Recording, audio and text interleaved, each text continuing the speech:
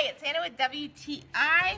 I've been working on this play area for our kids, so we are laying down this weed barrier, and I wanted some kind of edging. I wanted a nice even line for where the mulch meets the grass. So this edging is perfect. It is by Citrine Garden, and it is so nice. So it's made of plastic, so it's really pliable, but it is so easy to install. So these are 20-foot rolls, and you get the edging.